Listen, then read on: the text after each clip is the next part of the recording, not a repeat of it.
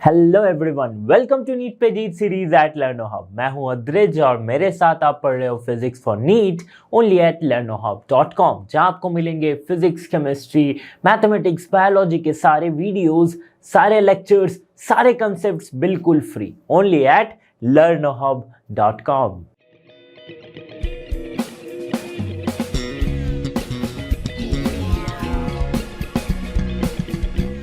Students, इस video में हम कवर करने वाले हैं concept from the chapter of gravitation. हाँ, ये दूसरा पार्ट होगा कंसेप्ट्स का। इसमें हम कवर करेंगे the gravitational field, gravitational potential, potential energy, satellites के बारे में पढ़ेंगे, एस्केप वेलोसिटी को जानेंगे। तो ये पार्ट्स में हम इस वीडियो में हम इस चैप्टर के दूसरे पार्ट को कवर करने वाले हैं।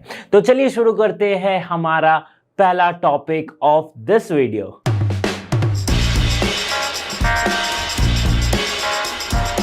तो पहला टॉपिक है ग्रेविटेशनल फील्ड। ठीक है, तो ग्रेविटेशनल फील्ड क्या है? नाम से ही समझ में आता है कि फील्ड मींस कोई एरिया है। तो हाँ, तो ये कोई एक ऑब्जेक्ट की वो स्पेस है, उसके अराउंड की, उसके आसपास की वो स्पेस है जिस स्पेस में अगर कोई दूसरी बॉडी रखी हो तब जाके वो ग्रेविटेशनल फोर्स को ऑफ द फर्स्ट ऑब्जेक्ट, उसके ग्रेविटेशनल फोर्स को एक्सपीरियंस कर सकती है। जैसे कि मैंने एक अर्थ का यहाँ पे इमेज लिया है, तो ये इसकी ग्रेविटेशनल फील्ड है। इसके अराउंड कोई भी ऑब्जेक्ट अगर आएगी तो ये एक्सपीरियंस करेगी एक gravitational force due to this earth towards the centre, है ना। ग्रेविटेशनल फोर्स की डायरेक्शन क्या होती है? Towards the centre. तो इसके अराउंड, इसके आसपास की जो स्पेस है उसे हम कहते हैं क्या? Gravitational field.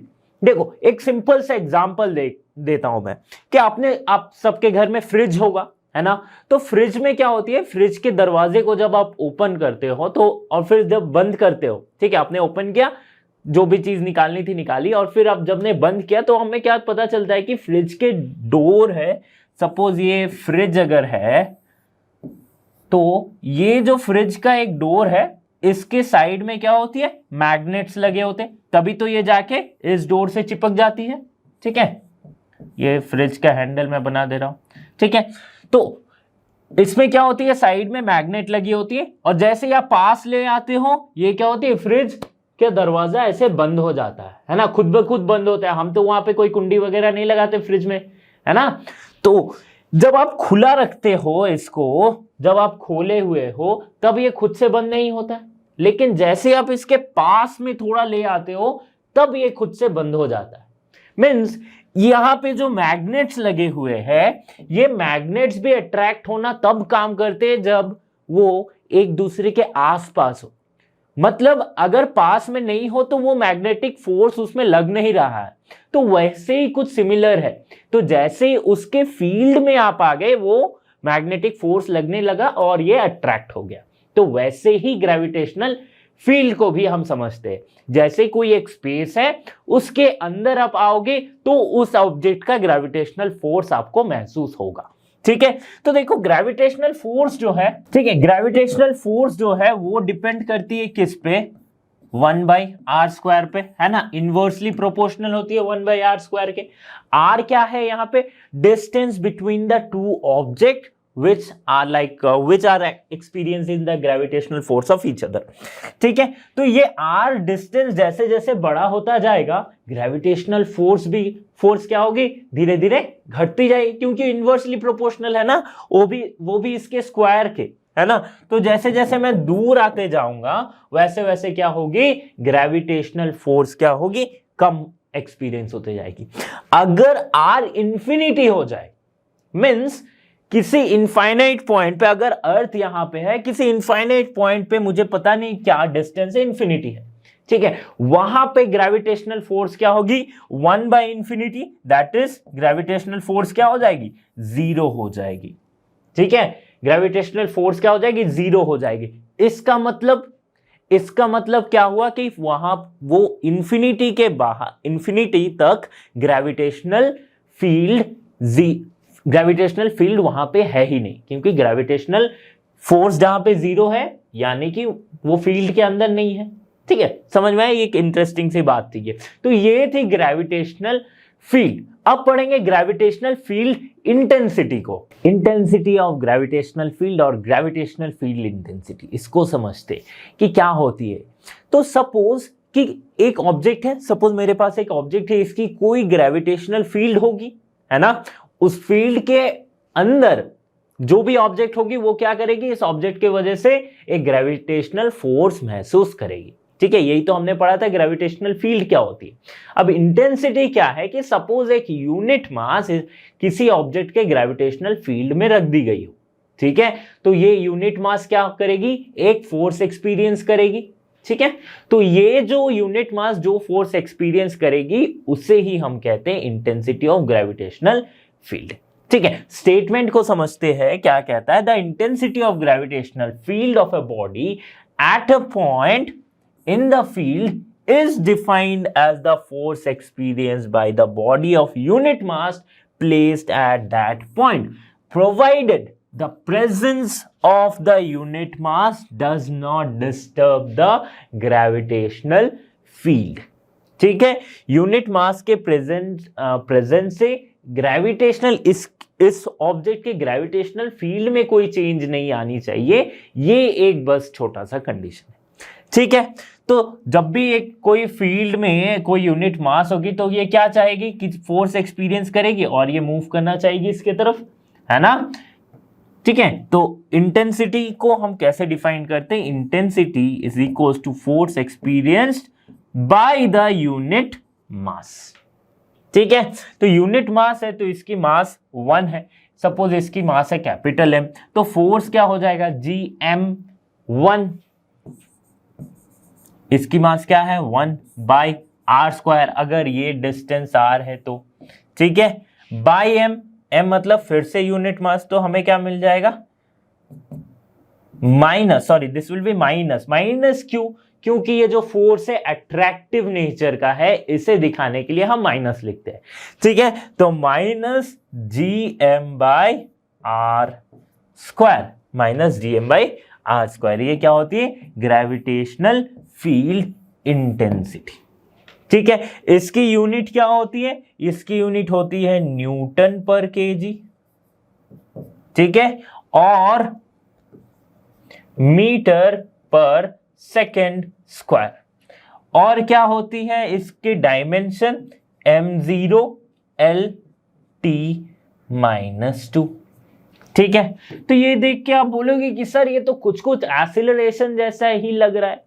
ये आप पहले भी बोल सकते हैं सर फोर्स बाय मास तो एक्सीलरेशन होता है ना। तो हाँ, ये एक्सीलरेशन के बराबर होगा, कब होगा कैसे होगा ये मैं बताऊंगा, थोड़ा सा सब्र रखने की बात है। देखो, तो इंटेंसिटी हमें समझ में आ गई, और ये जो इंटेंसिटी की जो डायरेक्शन होगी ये हमेशा किस तरफ होगी, towards the centre of the gravity, हमेशा सेंटर ऑफ द ग्रेविटी के अलोंग इसकी डायरेक्शन होगी।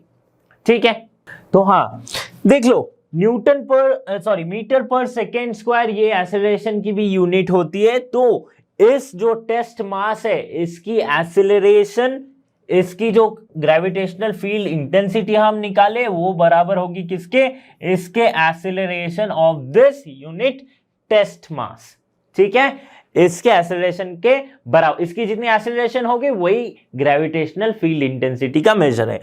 अब देखो, अगर ग्रेविटेशनल फील्ड इंटेंसिटी हम अर्थ के लिए निकाल रहे हैं, किसी ऑब्जेक्ट का अर्थ के लिए हम ग्रेविटेशनल फील्ड इंटेंसिटी निकालेंगे, तो ये हमें क्या मिलेगा, इक्वल्स टू -Gm/r²। ये r क्या है, रेडियस ऑफ द अर्थ, और ये m क्या है, me में लिख देता हूं, मास ऑफ अर्थ। ठीक है, me/r²। तो जब अर्थ के लिए ये इंटेंसिटी हो गई तो ये भी क्या हो जाएगा, एक्सीलरेशन ही है। कौन सा acceleration, that is small g, acceleration due to gravity. तो इससे हम स्मॉल g लिख सकते हैं, that is acceleration due to gravity. मतलब अर्थ की ग्रेविटेशनल फील्ड इंटेंसिटी जो होगी वो एक्सीलरेशन ड्यू टू ग्रेविटी के बराबर होगी। Now gravitational field intensity of different bodies, अलग अलग बॉडीज, अलग अलग ऑब्जेक्ट्स के ग्रेविटेशनल फील्ड इंटेंसिटी क्या होगी। ठीक है, तो पहले हमारे पास जो है वो gravitational field intensity due two point masses. तो दो पॉइंट मासेस रखे गए, एक की मास है m, एक की मास है स्मॉल m। पॉइंट मास मतलब इसकी कोई डायमेंशन हम मेजर नहीं कर सकते, जस्ट एक डॉट जैसा है। ठीक है, इसे ही पॉइंट मास कहते हैं। तो मैंने बस साइज इसलिए बनाया ताकि इसके मास के जो डिफरेंस है वो समझ में आए। इसको आप सर्कल स्फेयर कुछ मत समझो, जस्ट एक पॉइंट मास है। ठीक है, जिसके बीच में डिस्टेंस क्या है, r है। तो इसकी जो ग्रेविटेशनल फील्ड इंटेंसिटी होगी E equals to minus G, that is capital M by r square. ठीक है, ये हो जाएगी। ठीक है, यहां पे मैंने क्या कंसीडर किया कि कैपिटल M जो है वो स्मॉल m से बड़ा है। ठीक है, तो ये ऐसा क्यों हुआ, क्योंकि फोर्स बाय मास है ना। इंटेंसिटी क्या है, force experience by the point mass. ठीक है, वो क्या है, तो F बाई M है, तो फोर्स में हम लिखते हैं GMM बाई आर स्क्वायर। तो GMM by are square by M, तो MM कट गया, तो ये हमें मिलेगा।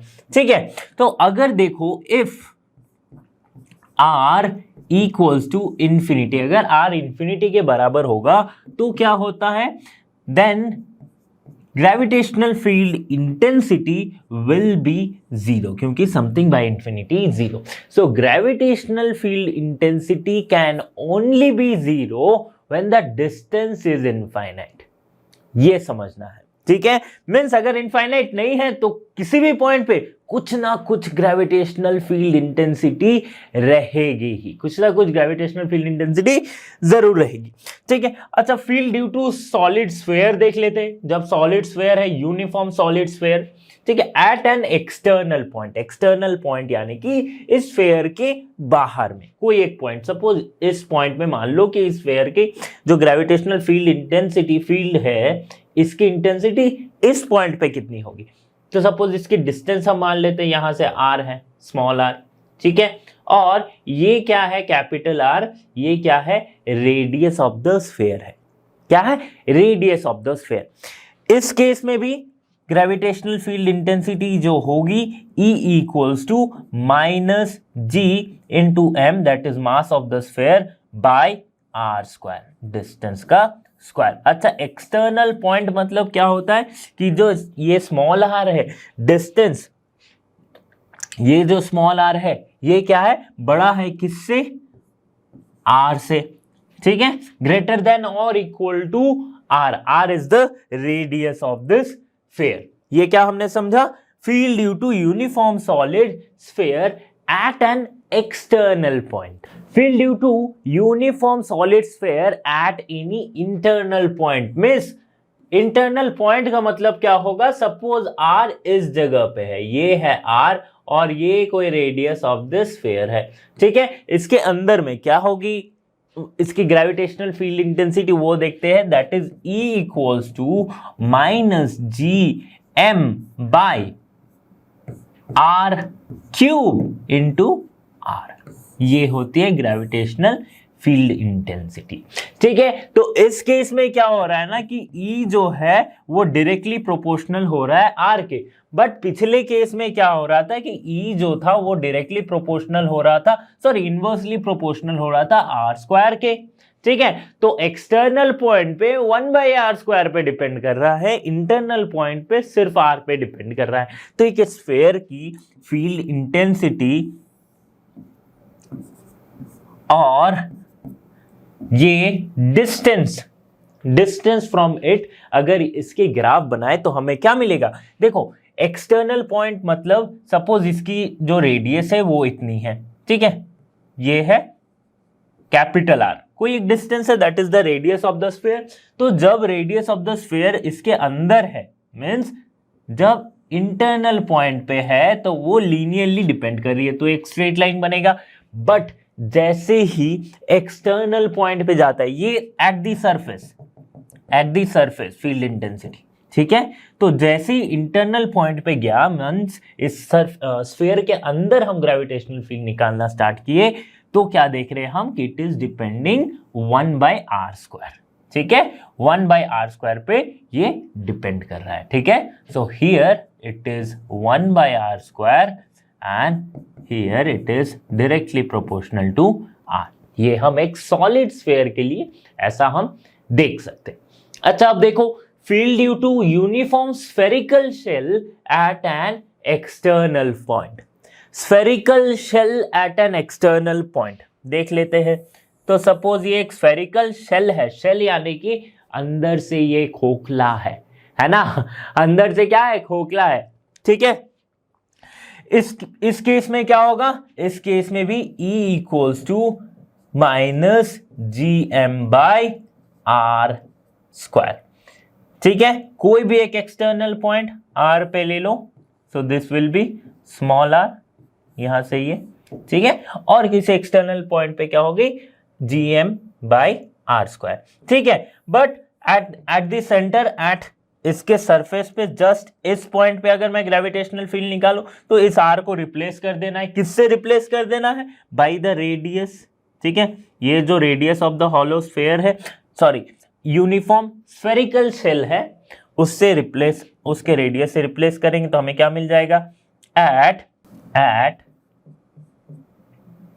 r equals to r means at the surface वो क्या होगी, gravitational field intensity E equals to -gm/r²,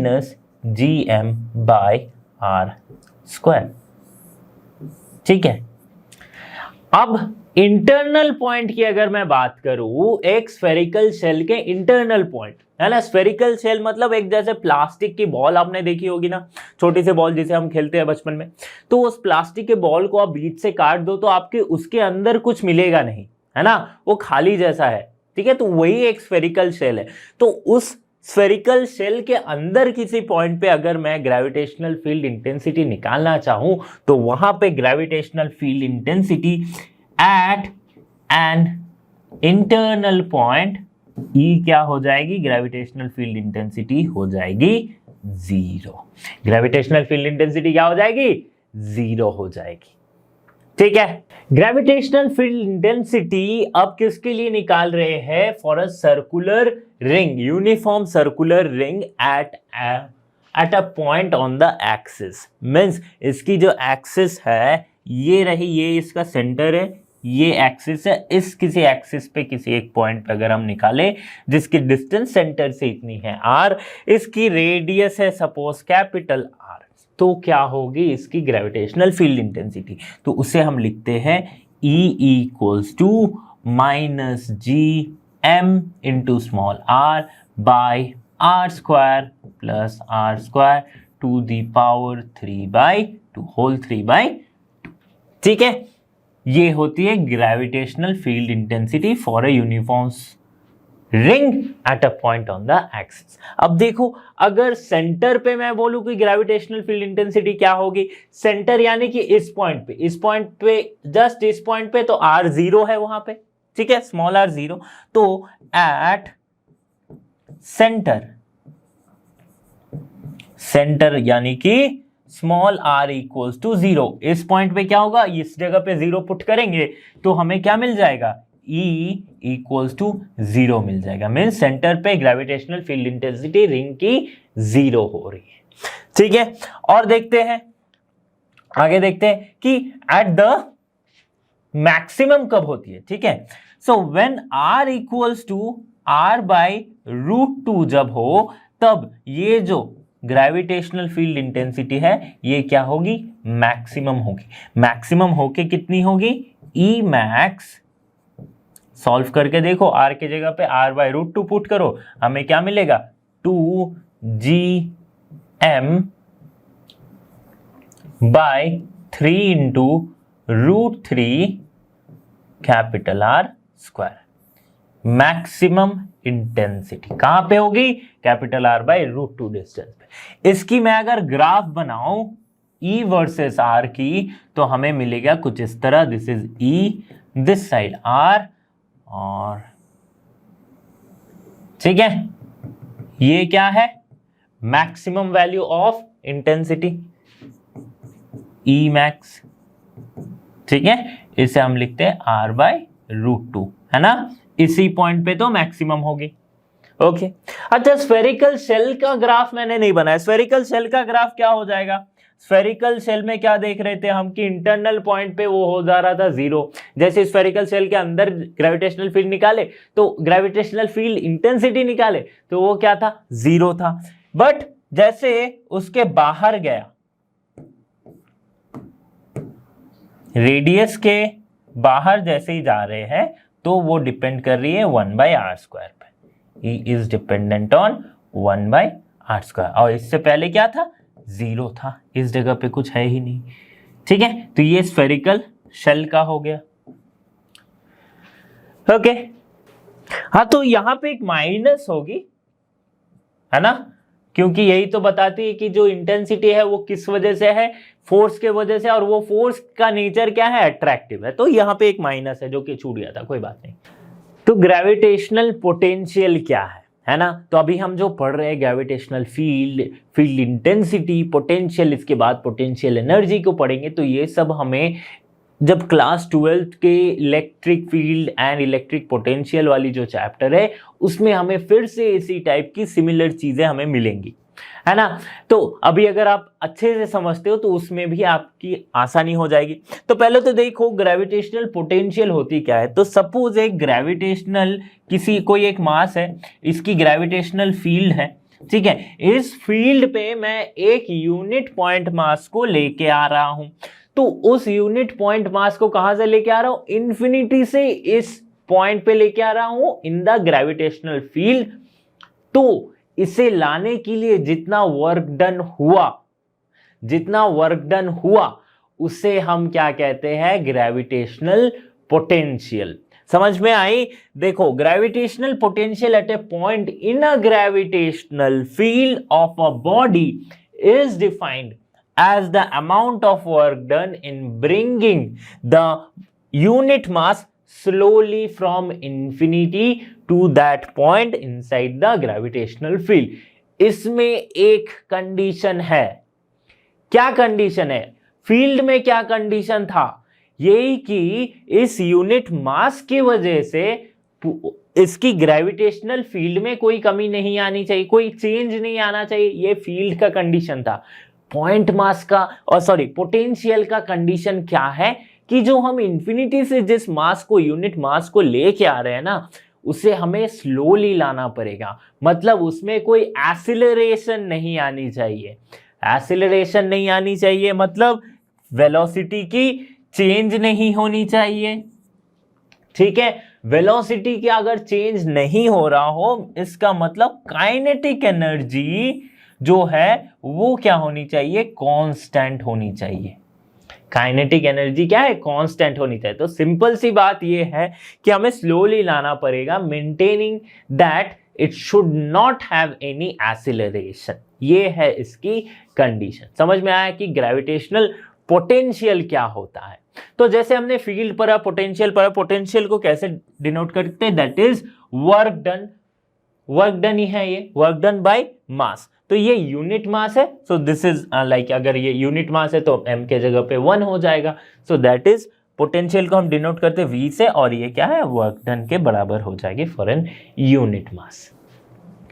now potential due to a point mass. जैसे हमने फील्ड इंटेंसिटी निकाला था फॉर डिफरेंट बॉडीज, वैसे यहाँ पे डिफरेंट बॉडीज के लिए पोटेंशियल निकाल रहे हैं। तो पॉइंट मास के लिए क्या पोटेंशियल होगा देखते हैं। तो सपोज यहाँ पे हमारे पास एक पॉइंट मास है जिसकी मास है कैपिटल M, ठीक है। अभी हमने इंफिनिटी से किसी एक पॉइंट पे एक क्या किया? हमने एक यूनिट मास लेके आए, ठीक है, जो कि यहां से डिस्टेंस कितनी है इसकी? Small r। कितनी डिस्टेंस है? Small r। अभी इस पॉइंट पे पोटेंशियल क्या होगी? तो इस पॉइंट पे जो पोटेंशियल होगी वो क्या होगी? वर्क डन होगी, है ना। यही तो होती है, work done by the mass. Mass unit mass है तो मास की जगह पे 1, that is so work done equals to the potential. तो वर्क डन को हम कैसे लिखेंगे? इंफिनिटी से मैं लेके आ रहा हूं r तक, ठीक है। F dot D R. F क्या हो जाएगी? Minus G M by are square. G M है, लेकिन यहाँ जो स्मॉल m है वो क्या है? 1 है। तो माइनस क्यों? क्योंकि अट्रैक्टिव फोर्स ये दिखाने के लिए G M by are square D R ठीक है, इन्फिनिटी से r तक। ये हमें जो मिलेगा वर्क डन वो क्या मिलेगा, माइनस gm/r। ठीक है, तो potential that is equals to the work done which is gm/r। ठीक है,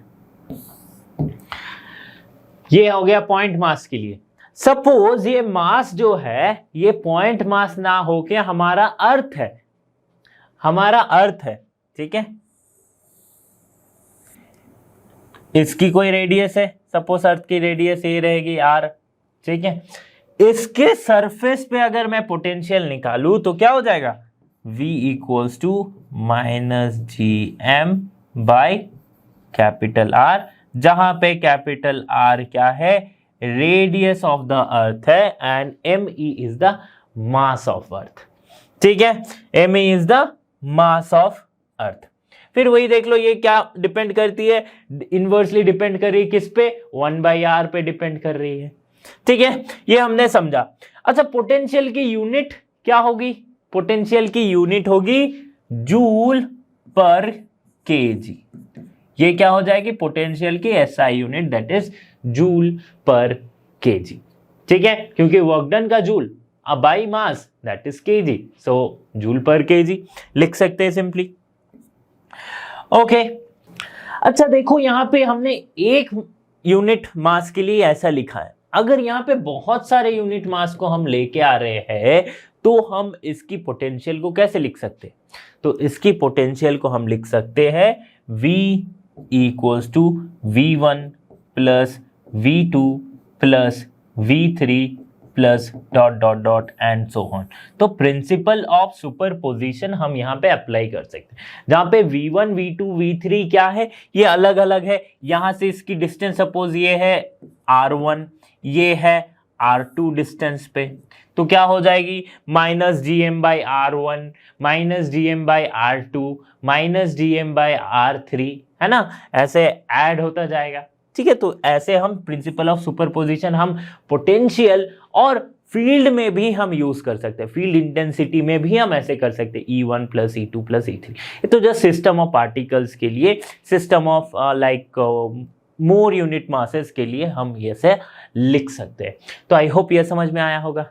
gravitational potential due to uniform solid sphere, एक सॉलिड स्फीयर के एक्सटर्नल पॉइंट पे ग्रेविटेशनल पोटेंशियल क्या होगी, तो वो हम लिख सकते हैं कुछ ऐसे, that is V equals to minus gm/r। ठीक है, और इसकी रेडियस है सपोज कैपिटल R। तो ये कब हो रही है, जब small r is greater than r। और सरफेस पे अगर देखें कि इस पॉइंट पे, किसी एक पॉइंट पे सरफेस पे, तो उस समय क्या हो जा रही है, when r is equals to capital R। तब कैसे लिख सकते हैं हम, V is equals to minus gm/कैपिटल R। तो ये एक्सटर्नल पॉइंट और सरफेस पे हमने देख लिया। अगर इंटरनल पॉइंट की बात करते हैं, internal point means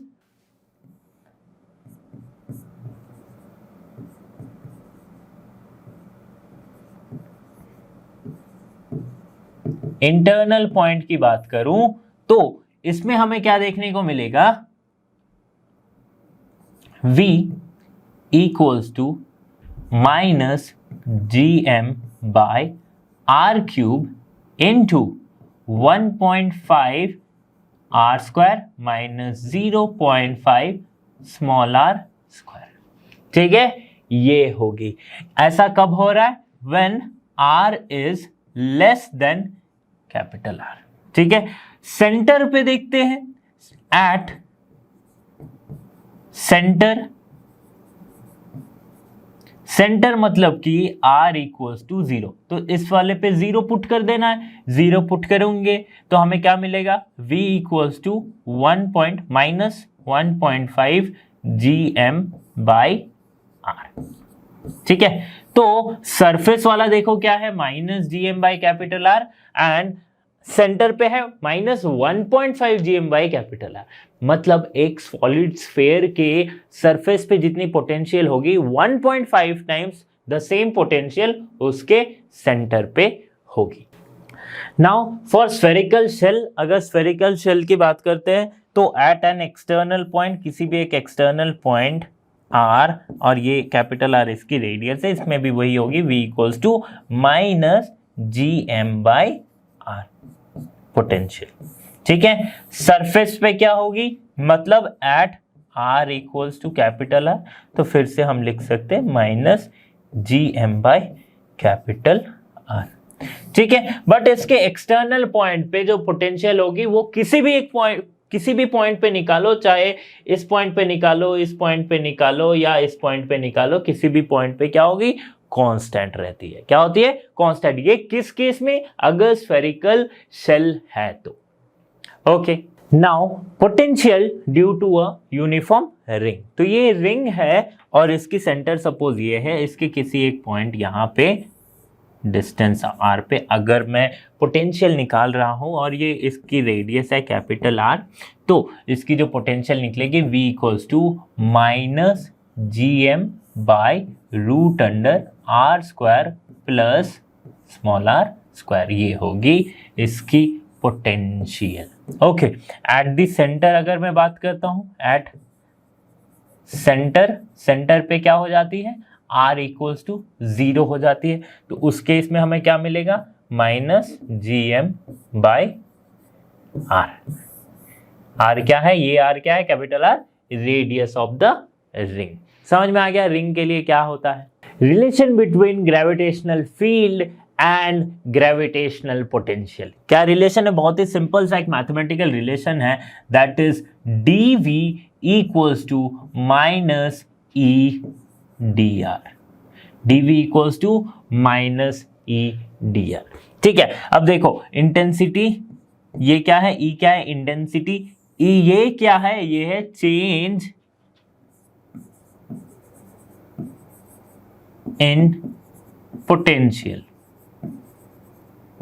small change in potential at any point. तो E को हम लिख सकते हैं vector that is minus E X I cap plus E Y J cap plus E Z के कैप। ठीक है, और डी आर को कैसे लिखते हैं, डी एक्स आई कैप प्लस डी वाई जे कैप प्लस डी जेड के कैप। ठीक है, वैसे ही v को अगर मैं लिखूं, सिर्फ v को अगर लिखता हूं तो उसे मैं लिख सकता हूं वी एक्स आई कैप वी वाई जे कैप प्लस वी जेड के कैप। लेकिन डी को लिखूं तो डी को मैं कैसे लिखूंगा, ऐसे लिख सकता हूं ई एक्स डी एक्स आई cap plus E y d Y जे cap plus E z d Z के कैप, ऐसे लिख सकता हूं। माइनस एक आगे तो कॉमन लेके एक माइनस में लगा सकता हूं और पूरा ये टर्म क्या माइनस में लिख देंगे, और क्या, और कुछ नहीं है इसमें।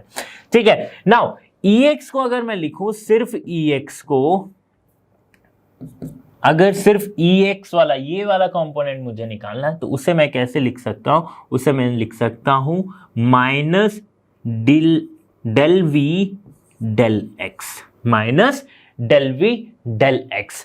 ये यहां पे एक नया सा साइन आ गया, ये इसे हम क्या बोल रहे हैं, डेल, कहीं कहीं पे इसे डाउ भी बोला जाता है। ठीक है, ये क्या रिप्रेजेंट करता है, तो जो मैथ्स नहीं पढ़ रहे हैं, मीन्स जिनके सब्जेक्ट में मैथ्स नहीं है, उनके लिए मैं सिंपली समझाता हूं कि ये जस्ट एक पार्शियल डिफरेंशिएशन को डिनोट करता है। पार्शियल डिफरेंशिएशन मतलब कि, पार्शियल मतलब समझ रहे हो कि पूरा नहीं हो रहा है, आधा ही हो रहा है। आधा मतलब अगर डेल वी डेल एक्स लिख रहा हूं, मतलब v के टर्म्स में क्या होती है, v equals to V X I cap plus V Y J cap plus V Z के कैप, ऐसे लिख सकते हैं। कोई भी वेक्टर हो, एक्स आई कैप वाई जे कैप, ऐसे लिख रहे। तो जब पार्शियल डिफरेंशिएशन करते हैं, इसका मतलब सिर्फ इसके जो x वाला टर्म है उसी का डिफरेंशिएशन होगा। तो वैसे ही ई वाई और ये हमें क्या मिलेगा, ई एक्स मिलेगा। अगर मैं ई वाई ऐसे निकालना चाहूं तो वो क्या होगा, minus del V del Y.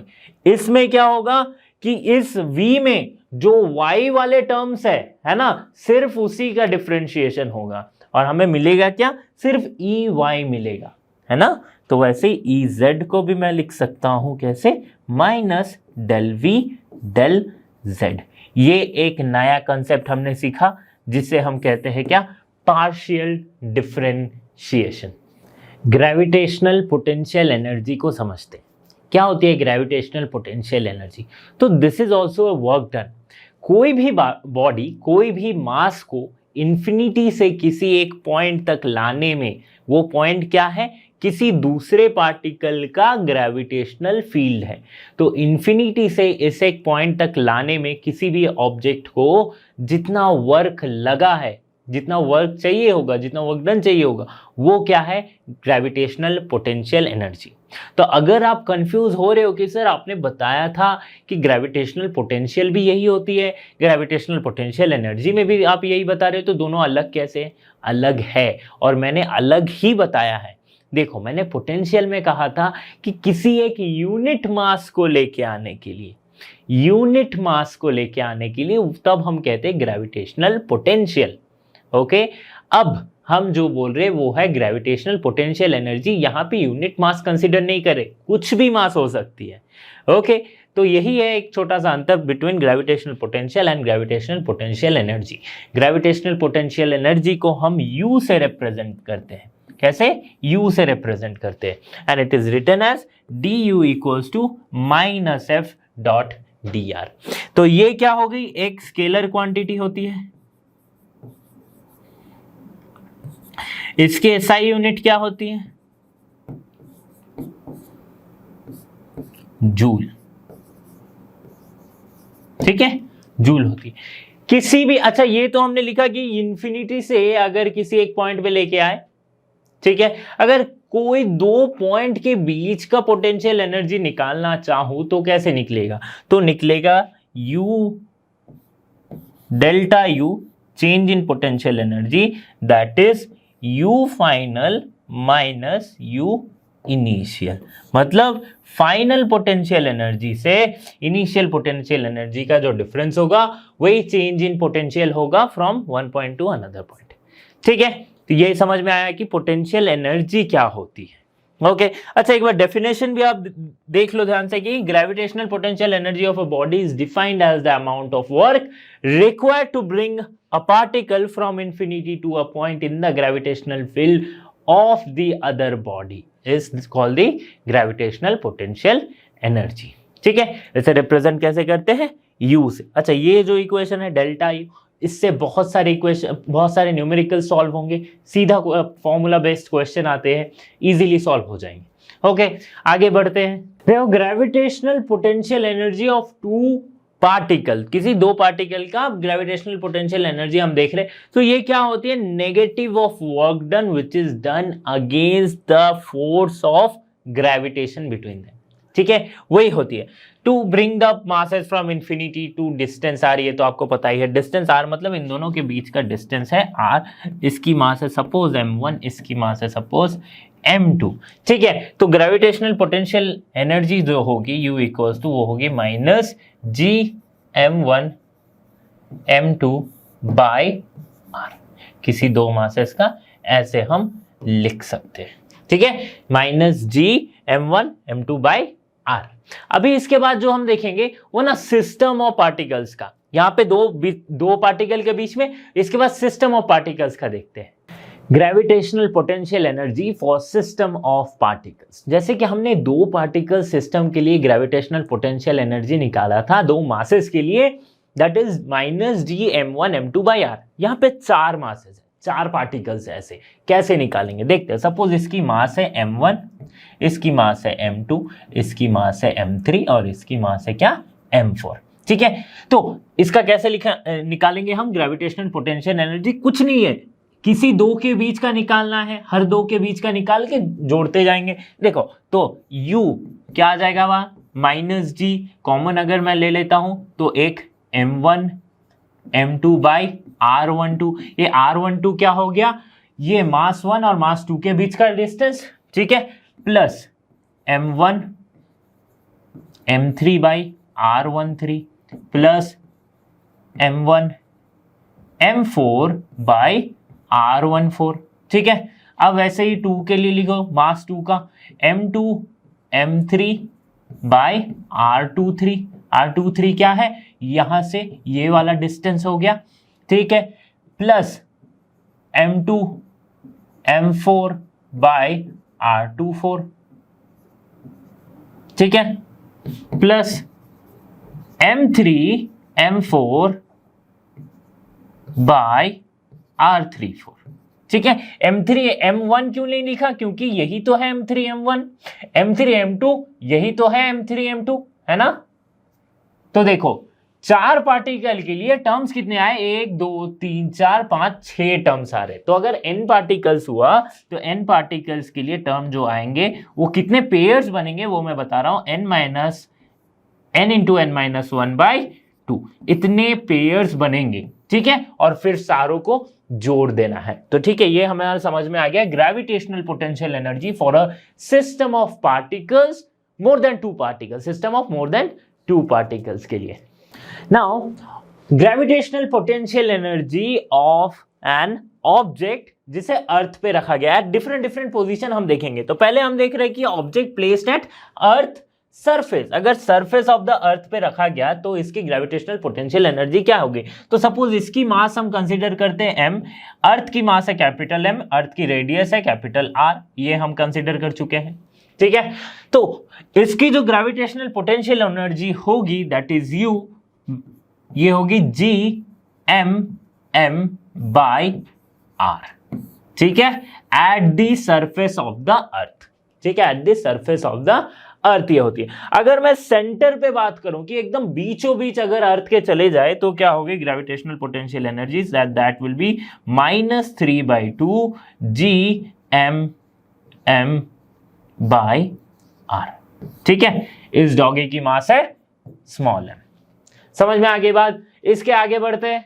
देखो ये सब जो फॉर्मूलाज बता रहा हूं ना, ये सब जो पिछले वाले इक्वेशन में जो अर्थ सरफेस पे हमने देखा, ये सब डायरेक्ट क्वेश्चन इससे पूछे जाते हैं, इसलिए वो सारे टर्म्स आप याद रखो। याद रखने की वैसे जरूरत है नहीं, देख के ही आपको समझ में आएगा पोटेंशियल एनर्जी कैसे निकालती है, तो पता ही है, ठीक है। अभी हमने क्या किया कि सेम मास को एट सम हाइट रखा है, कुछ एक हाइट पे, तो ये इसकी रेडियस है अर्थ की, और इसकी सरफेस के ऊपर एक हाइट पे इस मास को हमने रख दिया है, ठीक है। अभी देखो सेम मास है स्मॉल m, ठीक है।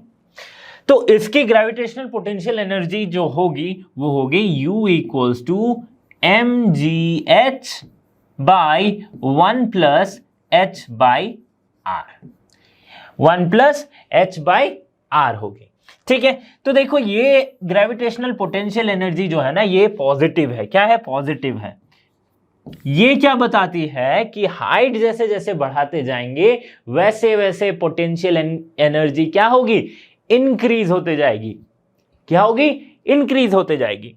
तो अगर क्या हो गया, अगर h is less than r है, मीन्स रेडियस ऑफ अर्थ तो बहुत ज्यादा है ना, 6400 किलोमीटर्स, ठीक है। तो अगर हम कंसिडर करते हैं कि रेडियस ऑफ अर्थ जो है वो हाइट जो है इस रेडियस के कंपैरिजन में बहुत छोटा है, ठीक है। अगर ऐसा हुआ तो हम U इक्वल्स टू सीधा mgh लिख सकते हैं, ठीक है। U इक्वल्स टू mgh लिख सकते हैं। तो अभी हमें समझ में आ रहा है ना कि पोटेंशियल एनर्जी हम छोटे मोटे हाइट के लिए जब हम करते हैं तो mgh क्यों लिखते हैं, है ना, क्योंकि height comparable to the radius बहुत ही कम है, इसलिए हम डायरेक्टली mgh लिख सकते हैं। अगर रेडियस के कंपैरिजन में हाइट भी, मतलब उससे कंपेयर के अनुसार वो कुछ हुआ कि अगर लाइक बहुत ज्यादा हुआ, तो फिर हम इस फॉर्मूला को, इस इक्वेशन को यूज करेंगे,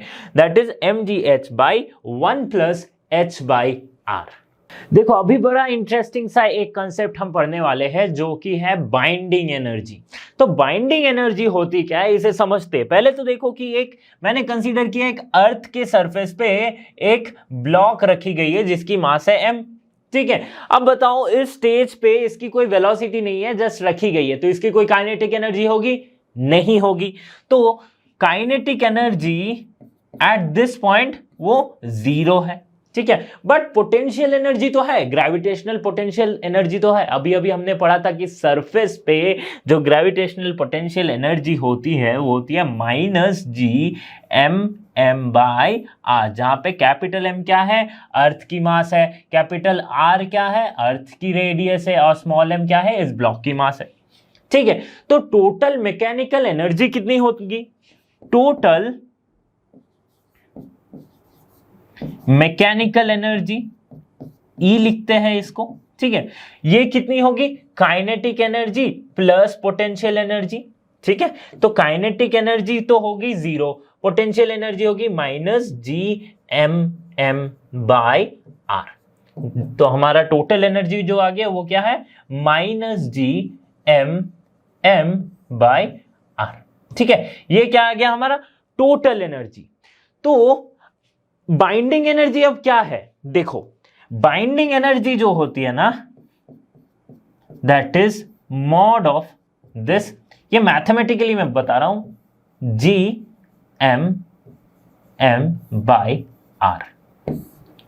ठीक है। तो बाइंडिंग एनर्जी का मतलब ये होता है कि अगर एटलीस्ट इतनी एनर्जी, राइट, G(m)m/r, अगर एटलीस्ट इतनी एनर्जी इस ब्लॉक को किसी भी फॉर्म में मिल जाए तो ये ब्लॉक क्या हो गया, हो जाएगा, ये स्टेशनरी नहीं रहेगा अर्थ के सरफेस पे, ये अर्थ के ग्रेविटेशनल फील्ड को छोड़ के निकल जाएगा, है ना। Binding energy is the least amount of energy required for an object to escape और to like move out from the earth's gravitational field, है ना। तो इतनी एनर्जी अगर इस ऑब्जेक्ट को मैं दे देता हूं, इस ब्लॉक को अगर मैं दे देता हूं, तो ये अर्थ की जो ग्रेविटेशनल पुल है, अर्थ की जो ग्रेविटेशनल फील्ड है, ग्रेविटेशनल फील्ड मतलब जिसके अंदर अर्थ का ग्रेविटेशनल फोर्स लग रहा है, उसको छोड़ के ये बाहर निकल जाएगा। तो उस मिनिमम एनर्जी को हम बोलते हैं क्या? Binding energy. क्या बोलते हैं? बाइंडिंग एनर्जी, ठीक है। The minimum energy required to take a particle infinite away from the earth is called the binding energy of the earth particle system, of the earth particle system. Next है escape velocity, है ना। तो escape velocity के बारे में बहुत सुना है, आज डिटेल में समझते कि होती क्या है एस्केप वेलोसिटी। जैसे बाइंडिंग एनर्जी में मैंने क्या कहा था कि जो मिनिमम अमाउंट ऑफ एनर्जी जो एक बॉडी को उस अर्थ के ग्रेविटेशनल फील्ड के बाहर धकेल देगी, जो मिनिमम अमाउंट ऑफ एनर्जी, वो होती है बाइंडिंग एनर्जी। उतनी एनर्जी देनी पड़ेगी। तो अगर मैंने उतनी एनर्जी दे दी, तब जो एक ऑब्जेक्ट की जो वेलोसिटी होगी, मतलब जो मिनिमम वेलोसिटी, जिस वेलोसिटी से अगर वो बॉडी मूव करे तो अर्थ के ग्रेविटेशनल फील्ड के बाहर जा सकती है, उससे कहते हैं क्या? Escape velocity. The minimum velocity with which a body must be projected vertically upward in order to just it may cross the Earth's gravitational field, इसे कहते हैं क्या? Escape velocity. जैसे ये सीन तो आपने देखा ही होगा। इसमें क्या हो रही है, देखो, ये आयरन मैन एक रॉकेट को लेके अर्थ के ग्रेविटेशनल फील्ड के बाहर स्पेस पे पहुंच जा रहे। कैसे पहुंच जा रहे? इसका मतलब एटलीस्ट इसकी स्पीड एस्केप वेलोसिटी के बराबर होगी। इसकी जो वेलोसिटी है एस्केप वेलोसिटी होगी, तभी तो ये निकल पा रहे हैं। अगर एस्केप वेलोसिटी से कम होगा तो हमेशा अर्थ में वो वापस आके गिरेगी, एक मैक्सिमम हाइट तक पहुंचेगी, फिर वापस आके गिरेगी, ठीक है। क्योंकि अर्थ तो पुल कर रहा है, तो इस पुल को खत्म करने के लिए जो वेलोसिटी नीडेड है उसे हम कहते हैं एस्केप वेलोसिटी, ठीक है। अभी देखो एस्केप वेलोसिटी कितनी होगी अर्थ में, वो कैसे निकालेंगे? तो देखो, पहले तो समझो कि बाइंडिंग एनर्जी में हमने क्या समझा था कि एटलीस्ट G(m)m/r ये एनर्जी हमें चाहिए किसी भी फॉर्म में। तो सपोज कि हम जनरली मानते हैं कि काइनेटिक एनर्जी के फॉर्म में ये इतनी मिनिमम एनर्जी हमें मिली, मतलब half mv² mve² equals to gmm/r, मतलब जब kinetic energy of any body will be equals to the binding energy, तभी तो मिनिमम वेलोसिटी होगी, एस्केप वेलोसिटी। ठीक है, मतलब एस्केप वेलोसिटी रहेगी ताकि वो बाहर निकल पाए। तो तब इसमें से अगर मैं v की वैल्यू निकालता हूं तो पहले तो देख लो, ऐसा आ जाएगा v इक्वल्स टू √2gm/r। तो एस्केप वेलोसिटी की जो इक्वेशन आई है वो क्या है, √2gm/r। ठीक है, और हम क्या जानते हैं, स्मॉल g को हम कैसे लिखते हैं, हम स्मॉल g को लिखते हैं gm/r² से। ठीक है, gm/r² से लिखते हैं। तो अभी अगर इस वाले वैल्यू को gm/r² को इसमें रिप्लेस करता हूं कहीं, तो मैं कैसे लिख सकता हूं एस्केप वेलोसिटी को, √2gr। कैसे लिख सकता हूं, √2gr। तो ये दोनों ही इंपॉर्टेंट इक्वेशंस है, इंपॉर्टेंट फॉर्मूले हैं। ठीक है, एस्केप वेलोसिटी के। अच्छा, एस्केप वेलोसिटी होती कितनी है, कैसे पता करें, क्यों नहीं पता कर सकते, हमें एक्सेलरेशन ड्यू टू ग्रेविटी पता है क्या होती है, 9.8 मीटर पर second square. Radius of the अर्थ हमें पता है 6400 किलोमीटर, इसको मीटर में चेंज करो तो जो हमें एस्केप वेलोसिटी की वैल्यू आएगी, इन दोनों वैल्यूज को पुट करने के बाद वो आएगी 11.2 किलोमीटर पर सेकेंड। इसका मतलब जरूर आयरन मैन एटलीस्ट 11.2 किलोमीटर पर सेकेंड की स्पीड से मूव कर रहा होगा, तभी जाके वो अर्थ के ग्रेविटेशनल फील्ड को चीरते हुए स्पेस तक पहुंच गई।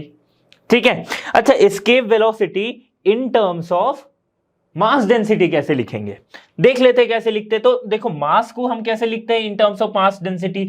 मास को हम लिखते हैं, अगर अर्थ की मास को, अर्थ को एक स्फीयर कंसीडर करें तो उसको क्या लिखते हैं, 4/3 पाई r³ इंटू रो। तो बस इसको यहां पे पुट कर दो।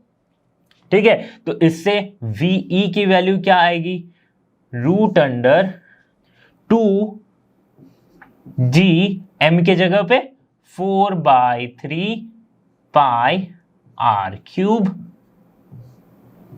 Into rho by r। ठीक है, तो ये एक r ऊपर एक r कैंसिल हो जाएगा, दैट विल बी r²। तो यहां पे जो हमारे पास बचेगा दैट इज 8/3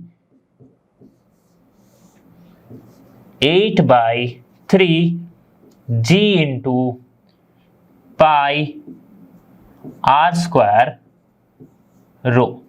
क्या जाएगा, पाई r² रो। तो ये क्या हो गया, एस्केप वेलोसिटी की फॉर्मूला और escape velocity in terms of mass density. तो इस पे भी बेस्ड हमने क्वेश्चंस करेंगे, must practice question, previous year question में कुछ क्वेश्चंस ऐसे हैं जिसमें हमें मास डेंसिटी की जरूरत पड़ती है। ठीक है, तो उसको बाद में देखेंगे, उस क्वेश्चंस में सॉल्व करेंगे, तब आपको याद आएगा कि हाँ सर आपने पढ़ाया है। ठीक है, तो अभी देख लो, समझ लो कि एस्केप वेलोसिटी क्या होती है। अच्छा, ये जो एनर्जी है, ये जो एनर्जी है 12mve²। ठीक है, मतलब इसमें v क्या है, एस्केप वेलोसिटी है। इतनी वेलोसिटी मिली तो वो अर्थ के बाहर निकल जाएगी, तो इस एनर्जी को हम क्या बोलते हैं, एस्केप एनर्जी। इसको क्या बोलते हैं, एस्केप एनर्जी। कंफ्यूज नहीं होना है। ठीक है, एस्केप एनर्जी और बाइंडिंग एनर्जी में एस्केप एनर्जी क्या होती है, ये होती है मिनिमम अमाउंट ऑफ एनर्जी, जिसमें क्या है, जिसमें 12mv², ये काइनेटिक एनर्जी है, जिसमें वेलोसिटी की वैल्यू क्या है, एस्केप वेलोसिटी के बराबर है। तो एस्केप वेलोसिटी के बारे में कुछ इंपॉर्टेंट पॉइंट्स जानेंगे। ये 4-5 पॉइंट्स जो है, इससे आपको और भी ज्यादा विजुअलाइज करने में और भी ज्यादा समझने में एस्केप वेलोसिटी को आसानी होगी। पहला पॉइंट क्या कहता है, the escape velocity does not depend on the angle of projection from the earth surface. मतलब एस्केप वेलोसिटी इस पे डिपेंड नहीं करता है कि किस एंगल पे आप फेंक रहे हो। प्रोजेक्टाइल मोशन वो डिपेंड करता था, है ना, बट एस्केप वेलोसिटी किसी एंगल पे, आप किसी भी एंगल पे फेंको, बट अगर आप एस्केप वेलोसिटी दे रहे हो तो वो जस्ट वो अर्थ के ग्रेविटेशनल फील्ड के बाहर पहुंच जाएगी। ठीक है, तो एंगल पे डिपेंड नहीं करता है। बट फिर भी क्या होती है ना, कि जो रिलेटिव ग्रेविटेशनल फोर्स है उसको हमें मेंटेन, उसको लीस्ट रखने के लिए हम क्या करते हैं, अर्थ की जो मोशन होती है, अर्थ अगर ये अर्थ है तो इसकी मोशन होगी वेस्ट से ईस्ट की तरफ, ऐसे अर्थ घूमती है वेस्ट से ईस्ट की तरफ। तो जब भी कोई रॉकेट, कोई सैटेलाइट, कोई मिसाइल लॉन्च की जाती है तो ये ध्यान में रख के लॉन्च की जाती है कि अर्थ जिस डायरेक्शन में रोटेट कर रहा है उसी डायरेक्शन में मिसाइल को लॉन्च किया जाए।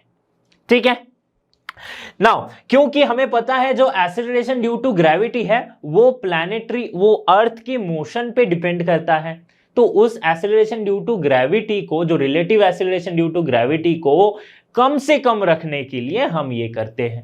ठीक है, अब देखो दूसरा पॉइंट क्या है, value of escape velocity is different in every planet. Obviously value of escape velocity वो क्या होती है, √2gm/r, है ना। तो कैपिटल G है यूनिवर्सल ग्रेविटेशनल कांस्टेंट, लेकिन कैपिटल M जो है वो क्या है, मास ऑफ अर्थ है। हमने अगर अर्थ की कंसीडर कर रहे हैं इसके वेलोसिटी, तो ऐसे किसी और प्लैनेट की अगर कंसीडर करेंगे तो उस प्लैनेट का मास होगा, है ना। तो मास ऑफ दैट प्लैनेट वो डिपेंड करता है, इसलिए हर अलग अलग प्लैनेट में इसके वेलोसिटी क्या होगी, अलग अलग होगी। ठीक है, now if the body falls from infinite height, अगर बहुत ही इनफाइनाइट हाइट से बॉडी अर्थ की तरफ गिर रहा है तो उसकी जो उस पूरे दौरान उसकी जो एवरेज स्पीड होगी वो इसके वेलोसिटी के बराबर होगी, दैट इज 11.2 किलोमीटर पर second. Okay, now calculating escape velocity, जब एस्केप वेलोसिटी को कैलकुलेट करते तब हमने क्या किया ना, एयर रेजिस्टेंस को हमने नेग्लेक्ट कर रखा है, और एयर रेजिस्टेंस के साथ साथ जो और भी अदर सेलेस्टियल बॉडीज है हमारे आसपास, दूसरे प्लैनेट्स है, कोई बड़े स्टार्स है, उसके साथ भी जो एक ग्रेविटेशनल अट्रैक्शन है उसको भी हमने नेग्लेक्ट कर रखा है। सिर्फ उस ऑब्जेक्ट के मास को और अर्थ के मास को कंसीडर किया है, तब जाके हम एस्केप वेलोसिटी को कैलकुलेट कर रहे हैं। मतलब हर चीज में कुछ ना कुछ नेग्लेक्ट रहता ही है ना, कुछ ना कुछ नेग्लेक्ट रहता ही है। तो ये हम जो डिस्कस करें ना, ये एक आइडियल सिचुएशन डिस्कस कर रहे हैं।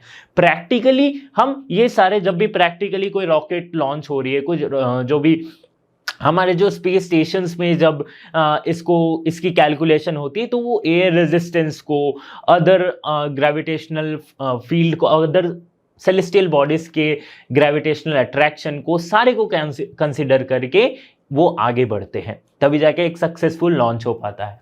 Okay, now for earth becoming a black hole the escape velocity must be equal or more than the speed of light. एक ये बहुत सी इंटरेस्टिंग बात है, देखो अर्थ, अगर सपोज करते हैं कि अर्थ एक ब्लैक होल हो जाए, ठीक है, ब्लैक होल हमें पता है क्या होती है कि जो ऑलमोस्ट एवरीथिंग वो क्या कर लेती है, अपने अंदर अब्सॉर्ब कर लेती है। वो कुछ भी, इवन लाइट भी अगर आप डालोगे तो लाइट भी अब्सॉर्ब हो जाएगी, लाइट रिफ्लेक्ट नहीं हो पाएगी, इसलिए वो हमें ब्लैक नजर आता है ना, क्योंकि लाइट पहुंच ही नहीं पाती है। ब्लैक होल, तो अगर एक अर्थ ब्लैक होल होता है तो उसकी एस्केप वेलोसिटी, अर्थ की जो एस्केप वेलोसिटी है वो लाइट के स्पीड के बराबर होनी चाहिए या फिर उससे ज्यादा होनी चाहिए। इसका मतलब √2gm/r should be greater than or equal to c. c is the velocity of light 3 × 10⁸ metre पर सेकेंड। ठीक है, तो ये थे कुछ 4-5 पॉइंट्स जो कि लाइक आपको एस्केप वेलोसिटी को और विजुअलाइज करने में हेल्प करेंगे। मैक्सिमम हाइट अटेन्ड बाय ए पार्टिकल, तो अर्थ के सरफेस पे अगर कोई पार्टिकल है, उसे किसी वेलोसिटी से अगर मैंने ऊपर भेजा वर्टिकली अपवर्ड, तो कुछ एक मैक्सिमम हाइट पे जाके वो वापस आएगी, तो वो मैक्सिमम हाइट कितनी होगी, ठीक है, ये हमें पता करना है। तो सपोज ये अर्थ की सरफेस है, इस पे कोई एक पार्टिकल रखी थी और ये ऊपर की ओर हमने विद सम वेलोसिटी भेजा, तो ये कुछ एक हाइट पे पहुंचेगी, ठीक है, सपोज करते कि वो हाइट h है फ्रॉम द सरफेस, ठीक है, उसके बाद ये वापस आएगी, तो ये h कितनी होगी। ठीक है, देखो मैकेनिकल एनर्जी का कंजर्वेशन क्या कहता है कि इन काइनेटिक एनर्जी जो है वही पोटेंशियल एनर्जी में चेंज हो रही है। तो जैसे ही मैंने इस पार्टिकल को वेलोसिटी दी, वैसे इसमें क्या आ गई, काइनेटिक एनर्जी आ गई। तो काइनेटिक एनर्जी जैसे जैसे ऊपर जाते जाएगी, इसकी वेलोसिटी कम होते जाएगी, है ना, क्योंकि एक नीचे की ओर एक फोर्स लग रहा है, अर्थ ग्रेविटेशनल फोर्स, ये हमने प्रोजेक्टाइल में भी पढ़ा था। तो जैसे जैसे ऊपर की ओर जा रही है इसकी काइनेटिक एनर्जी घटती जा रही है, लेकिन घट रही है तो वही जो काइनेटिक एनर्जी है वो पोटेंशियल एनर्जी में चेंज हो रही है। सो बाय कंजर्वेशन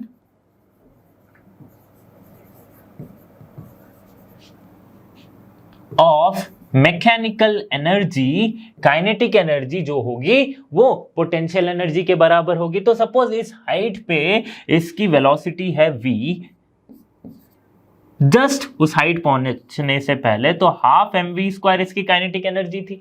इस हाइट पे पहुंचते ही क्या होगी, अब ये नीचे की ओर आएगी तो इसमें पूरी यहाँ पे पोटेंशियल एनर्जी आ गया। Kinetic energy has converted into potential, is converted into potential energy. तो वो पोटेंशियल एनर्जी क्या है, तो वो है अर्थ की ग्रेविटेशनल पोटेंशियल एनर्जी। तो earth gravitational potential energy at some height h, उसे हम लिखते हैं mgh by 1 plus h by r।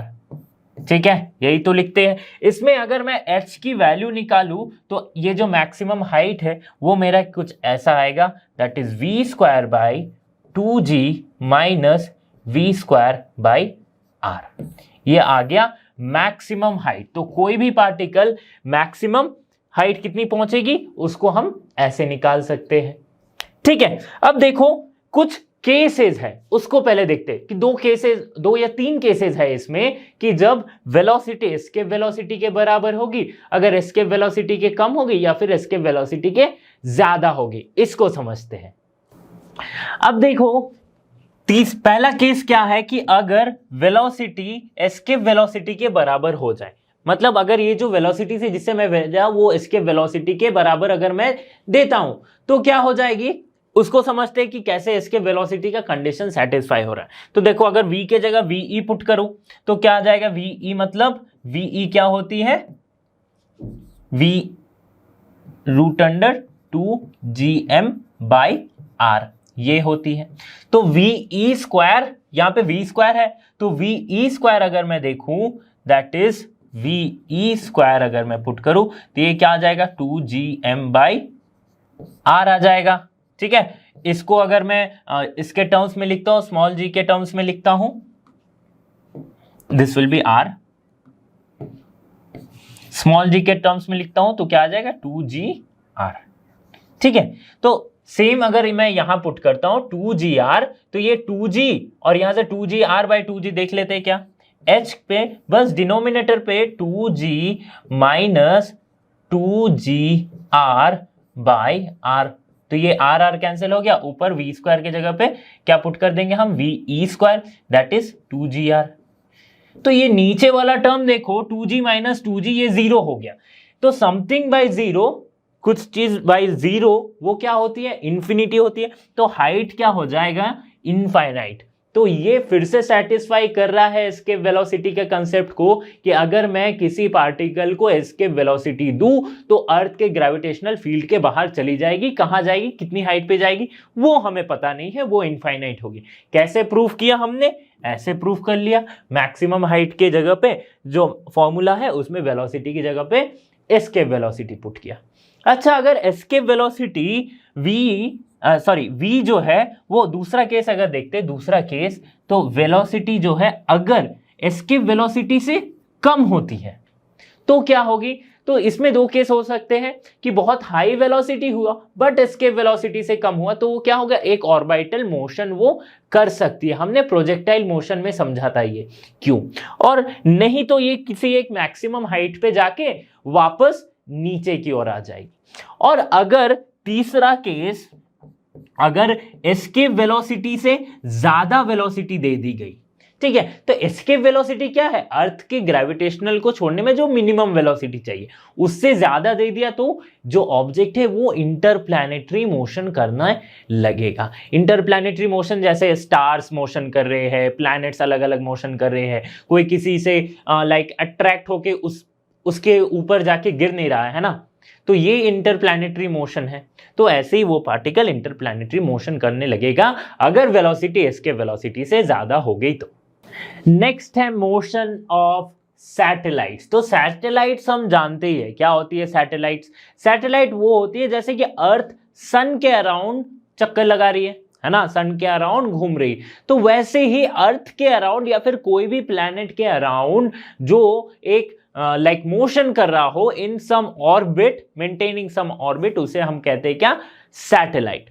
तो सैटेलाइट दो तरह के होते हैं, एक होते नेचुरल सैटेलाइट, एक होते आर्टिफिशियल सैटेलाइट। ये तो बचपन से पढ़ते आ रहे हो। नेचुरल सैटेलाइट क्या है, मून है। तो अर्थ के लिए अर्थ की नेचुरल सैटेलाइट जो है वो है मून है, ठीक है, क्योंकि वो मैन मेड नहीं है, वो हमने बनाया नहीं है। और आर्टिफिशियल सैटेलाइट जिसे जो कि मैन मेड है, जिसे हम बनाते हैं फॉर लाइक सैटेलाइट्स के बहुत सारे यूजेस है। क्या क्या यूजेस है कि वो वेदर फोरकास्टिंग में यूज होती है, जीपीएस में यूज होती है, बहुत सारे यूजेस है, ठीक है। तो इन सब चीजों के लिए हम सैटेलाइट्स को भेजते हैं आउटर स्पेस में, और वो क्या करती है, एक ऑर्बिट को मेंटेन करके मोशन करती है around the earth and they give us the information और पिक्चर्स, राइट, जो भी रिक्वायर्ड होती है, ठीक है। तो ये जो सैटेलाइट मूव कर रही है इस ऑर्बिट में, तो इस मूव कर रही है तो इसकी कोई ऑर्बिटल वेलोसिटी होगी, ठीक है, उसको देखते हैं। तो ऑर्बिटल वेलोसिटी क्या होती है, the speed required to put the satellite in the orbit. इस ऑर्बिट में मेंटेन करने के लिए जो स्पीड रिक्वायर होती है उसे कहते हैं सैटेलाइट की ऑर्बिटल वेलोसिटी और ऑर्बिटल वेलोसिटी, ठीक है। Around the earth is known as orbital velocity. तो ये ऑर्बिटल वेलोसिटी, इसे हम डिनोट करते हैं VO से, और ऑर्बिटल स्पीड, ठीक है। इसकी एक्सप्रेशन को देखते हैं तो देखो, जब भी ये एक हम अगर कंसीडर करते कि ये एक सर्कुलर मोशन कर रहा है, ठीक है, सर्कुलर मोशन कर रहा हो, तो इससे इसकी डिस्टेंस क्या है, सपोज हम मानते हैं r है, ठीक है। तो सर्कुलर मोशन कर रहा हो तो इस पे एक क्या लग रहा है, सेंट्रीफ्यूगल फोर्स लगती है, ठीक है, जो बैलेंस किससे हो रही है, अर्थ के ग्रेविटेशनल फोर्स से। That means mVO square by R equals to GMM by R square, ठीक है, GMM बाय R स्क्वायर, जहां पे स्मॉल m क्या है, मास ऑफ द सैटेलाइट, ठीक है। सो मास विल कैंसिल आउट, इससे हम अगर R सो यहां से हमें क्या मिल जाएगा, V not equals to root under GM by R, root under GM by R। इससे हमें एक चीज नोटिस कर सकते हैं कि जो ऑर्बिटल वेलोसिटी है वो डायरेक्टली इनडायरेक्टली प्रोपोर्शनल है to 1 by root under R, right, ठीक है, इनवर्सली प्रोपोर्शनल है। नाउ अब क्या हो रही है, ये जो स्मॉल r है ये क्या है, स्मॉल r, तो ये अर्थ के सरफेस से अगर सपोज करते कि ये इसकी ऑर्बिट कुछ एक हाइट h पे है, तो ये जो स्मॉल r है वो अर्थ की रेडियस प्लस ये हाइट हम लिख सकते हैं, प्लस ये हाइट r प्लस h हम लिख सकते हैं, ठीक है। इसको इस इक्वेशन में पुट करते हैं तो हमें क्या मिलेगा, v not equals to root under GM by R plus H, ठीक है। Orbital velocity in terms of acceleration due to gravity कैसे लिखेंगे, तो स्मॉल g क्या होती है, GM by R square, capital G capital M by R square.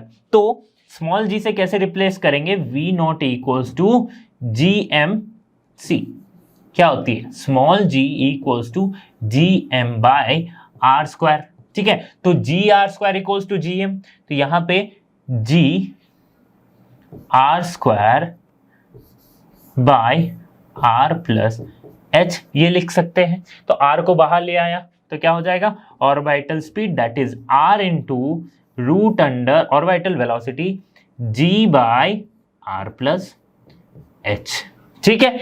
ये आ गया orbital velocity in terms of acceleration due to gravity. समझ में आ गई बात, ठीक है।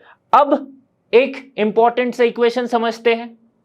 इसमें क्या है कि अगर कोई एक सैटेलाइट जो अर्थ के बहुत पास रोटेट कर रहा हो, ठीक है, तो satellite which is very close, which whose orbit is very close to earth surface, तो उस केस में हम h को क्या करते हैं, जो हाइट है उसको नेग्लेक्ट कर देते हैं, हाइट को क्या करते हैं, नेग्लेक्ट कर देते हैं। तो वी नॉट को हम लिख सकते हैं, वी नॉट सॉरी ये है V O, that is orbital velocity, उसको हम सिंपली लिख सकते हैं जी एम बाई आर।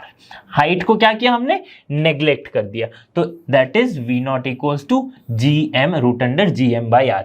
इससे क्वेश्चन पूछा जाता है, काफी इंपॉर्टेंट सा इक्वेशन है कि अगर ऑर्बिट किसी सैटेलाइट का वेरी क्लोज टू अर्थ हुआ, बहुत क्लोज हुआ अर्थ के, तो इस हाइट को हम नेग्लेक्ट कर देंगे, उस केस में सिर्फ R that is radius of the earth हम लिखेंगे, ये capital R radius of the earth है।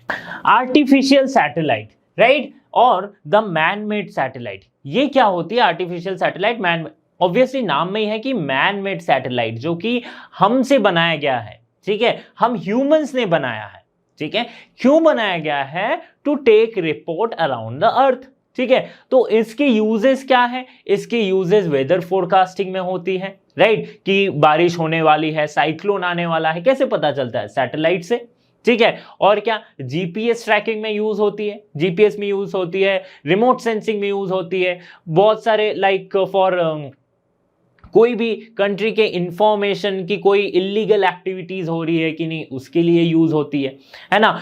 न्यूज ब्रॉडकास्टिंग में यूज होती है, राइट, ब्रॉडकास्टिंग में यूज होती है, ठीक है। तो ये सैटेलाइट क्या होती है? ये अर्थ के अराउंड ऐसे रोटेट करती है। तो इंडिया में, not only in India, overall world में हर एक कंट्री के कुछ कुछ स्पेस ऑर्गेनाइजेशन होते हैं। जैसे इंडिया का स्पेस ऑर्गेनाइजेशन क्या है?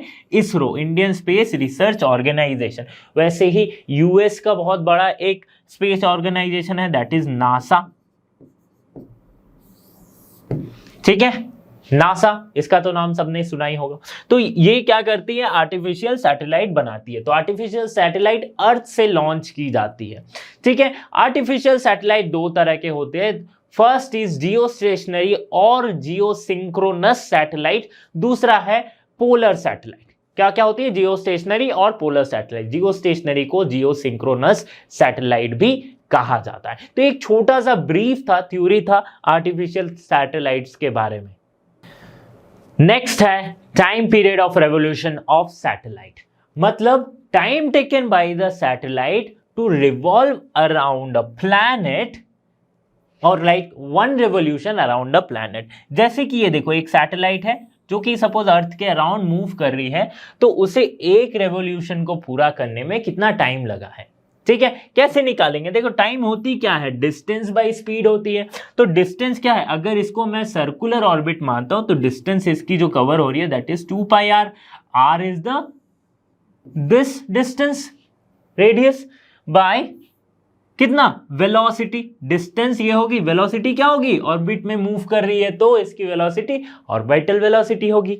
ऑर्बिटल वेलोसिटी अभी अभी हमने पढ़ा है, क्या पढ़ा है? 2 pi R by root under G M by R, ये पढ़ा है। सॉल्व करते हैं इसको, थोड़ा सा अच्छे से सजा के लिखते हैं तो क्या आ जाएगा हमारे पास? 2 pi into R cube by G M, ठीक है, ये आ गया टाइम पीरियड। अच्छा, time period in terms of acceleration due to gravity कैसे लिखेंगे? तो जीएम के जगह पे स्मॉल जी आर स्क्वायर लिख देंगे, क्योंकि स्मॉल जी क्या होती है? That is root under G M by are square. Sorry, not root under, it is only G M by are square, only G M by are square. तो G M equals to G small g into R square लिख सकते। तो T equals to हमने क्या लिख दिया? 2 pi into root under R cube by G R square, ठीक है। Time period of one revolution in terms of acceleration due to gravity, ठीक है। अब देखो यहां से हमें क्या पता चला, अगर मैं दोनों तरफ स्क्वायर करता हूं, दोनों तरफ स्क्वायर करता हूं तो क्या हो जाएगा? T square is directly proportional to R cube, है ना। T square is directly proportional to R cube, ठीक है। ये कुछ केपलर के थर्ड लॉ जैसा तो लग रहा है ना। टाइम पीरियड का square is directly proportional to the distance from the planet, right, distance from the focus, ठीक है। इसमें हमने क्या कंसीडर किया कि ये जो है ये सर्कुलर ऑर्बिट है। तो यहां से हमने थर्ड लॉ ऑफ केपलर हमें मिल गया, ठीक है। अब देखो दूसरी बात, अगर ये जो ऑर्बिट है ये वेरी क्लोज टू अर्थ है, ठीक है, तो इस केस में हम ये जो हाइट है ये आर के जगह, स्मॉल आर के जगह पे सिर्फ रेडियस ऑफ अर्थ ले सकते हैं, राइट, नेग्लेक्ट करके सिर्फ रेडियस ऑफ अर्थ ले सकते हैं। तो इस केस में if orbit is close to अर्थ,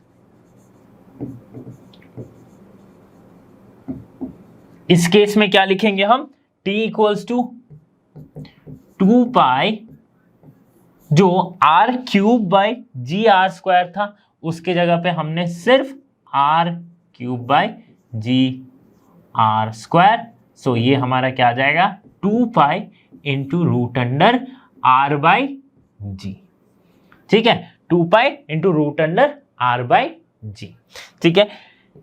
इसकी वैल्यू अगर हम कैलकुलेट करें दैट इज 2 पाई तो कांस्टेंट है, r क्या है radius of the earth, g क्या है एक्सीलरेशन ड्यू टू ग्रेविटी। तो ये सारे वैल्यूज पुट करने पे हमें जो मिलेगा time period of a satellite of 1 revolution जिसकी ऑर्बिट बहुत क्लोज है अर्थ सरफेस के, वो क्या हो जाएगी t इक्वल्स टू, अगर मैं सारे वैल्यूज पुट कर रहा हूं तो 84.6 मिनट, है ना, इतनी टाइम लगेगी। जियो स्टेशनरी सैटेलाइट और जियो सिंक्रोनस सैटेलाइट, तो ये भी एक आर्टिफिशियल सैटेलाइट है, ठीक है, जो कि कम्युनिकेशन के लिए यूज किया जाता है, इसलिए हम इसे कभी कम्युनिकेशन सैटेलाइट भी कहते हैं, ठीक है। तो इस सैटेलाइट की खासियत क्या है कि कोई भी ऐसी हाइट पे है, इस हाइट को किसी भी एक हाइट पे हो फ्रॉम अर्थ सरफेस, ठीक है, और ये इक्वेटर के अलोंग रोटेट करती है ना, ठीक है, इस इमेज में ऐसा नहीं है लेकिन ये जियो स्टेशनरी सैटेलाइट इक्वेटर के साथ साथ ये रोटेट कर रही है, ठीक है। तो इसमें क्या होती है ना कि जियो स्टेशनरी सैटेलाइट को स्टेशनरी वर्ड क्यों कहा गया, क्योंकि इसकी जो टाइम पीरियड होती है for revolution that is 24 hour होती है, ठीक है। तो अर्थ भी तो रेवोल्यूट करने में 24 आवर लगाती है ना। तो मतलब सपोज करते हैं कि मैं अर्थ हूं और मेरे सामने ये एक जियो स्टेशनरी सैटेलाइट है, ठीक है, मैं भी रोटेट कर रहा हूं, ये भी रोटेट कर रही है, मुझे जितना टाइम लग रहा है इसे भी उतना टाइम लग रहा है, तो मेरे लिए तो हर एक पॉइंट पे ये स्टेशनरी होगी, है ना, तो इसीलिए इसे जियो स्टेशनरी सैटेलाइट कहा जाता है। इसकी टाइम पीरियड है 24 आवर। तो टाइम पीरियड को अगर हम पुट करते हैं तो हमें जो इसकी radius that distance of the orbit, ये हमें मिलती है r equals to 4.2 into 10 to the power 4 kilometres, ठीक है, 10 to the power 4 kilometre. Now height of satellite, कैसे निकालेंगे कि किस हाइट पे एक सैटेलाइट मौजूद है। तो हमें पता है टाइम पीरियड हमने निकाला था क्या, that is 2 pi into root under r cube by G R square, ये हमने निकाला था। ये r क्या है, ये r है अगर ये ऑर्बिट है, ठीक है, यहां से सरफेस इसकी हाइट है h, तो और इसकी रेडियस है, अर्थ की रेडियस यहां तक ये है r, और हम इस पूरे को स्मॉल r कहते हैं। तो स्मॉल r क्या हो गया, small r equals to h plus r। तो इसको अगर मैं पुट करूं t equals to 2 pi root under r plus h की cube by G R square, तो इसमें से जो मुझे हाइट की वैल्यू मिलेगी वो क्या होगी, t square G R square by 4 pi square to the power 1/3 minus r, ठीक है, to the power 1/3 minus r, ये हो जाएगी किसी भी सैटेलाइट की हाइट वाली फॉर्मूला। इससे भी बेस्ड क्वेश्चन पूछे जाते हैं, डायरेक्ट फॉर्मूला बेस्ड क्वेश्चन, तो आप इसको इजीली पुट कर सकते हो, निकाल भी सकते हो। अगर आप ये याद नहीं है तो सिंपली टाइम पीरियड तो पता ही है क्या होती है, इसमें पुट करके निकाल दो, ठीक है। आगे बढ़ते हैं। Total energy of A satellite, total energy को कैसे लिखते हैं, टोटल एनर्जी को लिखते हैं kinetic energy plus potential energy. Kinetic energy क्या है, half m v square, that is v is o is the orbital velocity, plus minus g m m by r. ठीक है, यही तो होती है. अब देखो अगर मैं सॉल्व करूं, ये vo की वैल्यू लिखता हूं तो ये मुझे क्या मिलेगा, m into G M by R, ये आ गई minus G M M by R. Solve करने पे हमें जो टोटल एनर्जी की वैल्यू आएगी वो क्या आएगी, minus G M M by 2r. ठीक है, टोटल एनर्जी. ठीक है, ये क्या है, this is constant, total energy remains constant. Okay, जैसे जियोसिंक्रोनस सैटेलाइट और जियो स्टेशनरी सैटेलाइट को हमने जाना था कि वो इक्वेटर के अलोंग घूमती है. ठीक है, वो क्या हो रही है, ये इक्वेटर के ऐसे घूम रही है. वैसे ये पोलर सैटेलाइट्स है. पोलर सैटेलाइट क्या होती है, ये पोल्स के अराउंड घूम रही है ना, पोल्स के अराउंड घूम रही है.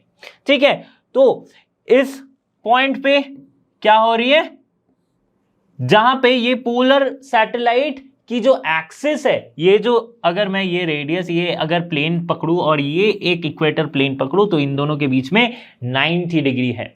तो जो सैटेलाइट ऐसे ऑर्बिट में मोशन कर रही हो नॉर्थ टू साउथ, उसे हम कहते हैं polar satellite, which is moving in a polar orbit, and that orbit, that plane of the orbit is perpendicular to the plane of the equatorial orbit.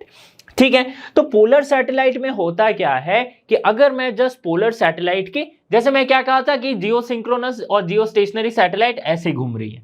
ठीक है, ये अगर सैटेलाइट है, मैं अगर प्लैनेट हूं तो ऐसे घूम रही है. ठीक है, मैं अगर अर्थ हूं तो वैसे अगर पोलर सैटेलाइट है तो मैं तो इधर घूम रहा हूं लेकिन ये ऐसे घूम रही है. ठीक है, समझ में आ रही है बात, ये नॉर्थ टू साउथ ऐसे मूव हो रही है. ठीक है, नॉर्थ टू साउथ ऐसे मूव हो रही है. तो जब अगर मैं पोलर सैटेलाइट के अगर टॉप पे एक कैमरा सेट करूं तो एक रिवॉल्यूशन में उसे जस्ट अर्थ की एक स्ट्रिप ही आएगी, है ना, ऐसी करके एक स्ट्रिप आएगी. फिर अगला रेवोल्यूशन जैसे करेगा तो फिर दूसरी स्ट्रिप आएगी. फिर वैसे वैसे जैसा अर्थ पूरा रोटेट होगा और ये पोलर सैटेलाइट ये मूव करते जाएगी, तब जाके अर्थ की पूरी एक इमेज आएगी. ठीक है, पूरी एक इमेज आएगी. तो कोई भी पोलर सैटेलाइट में कोई भी पॉइंट, अर्थ का कोई भी एक पॉइंट उस सैटेलाइट में 2 बार आता है. ठीक है, क्योंकि अर्थ भी तो घूम रही है. ठीक है, जैसे मैं ये घूम रहा हूं तो मेरी ये जो पॉइंट है एक बार इस टाइम पे आएगी, फिर क्या, जब मैं ऐसे घूम जाऊंगा पूरा तो ये सैटेलाइट क्या हो जाएगी, पीछे आएगी, है ना, तो फिर से ये पॉइंट आएगी मेरी. समझ में आ रही है बात, अगर आप विजुअलाइज कर पा रहे हो तो it is very very easy for you. ठीक है, तो polar satellite revolve around the earth from one pole to another, therefore their orbit is perpendicular to the equator of the earth. They go around from north to south, whereas the earth moves from east to west. Earth is moving from east to west. तो जो आखिरी topic है हमारा वो क्या है, weightlessness. ठीक है, तो इसमें कुछ फॉर्मूलाज वगैरह नहीं है, बट थोड़ा सा इंटरेस्टिंग कंसेप्ट है. जैसे कि सपोज मेरे पास एक स्प्रिंग बैलेंस है, इसे मैं लटका के रखा हूं किसी एक, कोई भी एक क्लैंप से मैं लटका रखा हूं, तो इसकी जो मास है, सपोज इसकी जो वेट है, राइट, इस ऑब्जेक्ट की, ये मुझे इसमें रीडिंग में मिलेगी, सपोज मिल गई मुझे 5 kg. ठीक है, अभी इस पूरे सिस्टम को, स्प्रिंग मास और इस स्प्रिंग बैलेंस और ये ऑब्जेक्ट को साथ में अगर मैं कहीं से गिराता हूं, ठीक है, किसी भी एक दूर ऊंची हाइट से मैं नीचे गिरा रहा हूं, तो ये क्या हो रही है, किसी एक एक्सीलरेशन ड्यू टू ग्रेविटी, इसका फ्री फॉल हो रहा है, राइट, और एक्सीलरेशन ड्यू टू ग्रेविटी से नीचे आ रही है. तो इस केस में जो यहां पे रीडिंग आएगी वो क्या हो जाएगी, वो 0 आ जाएगी.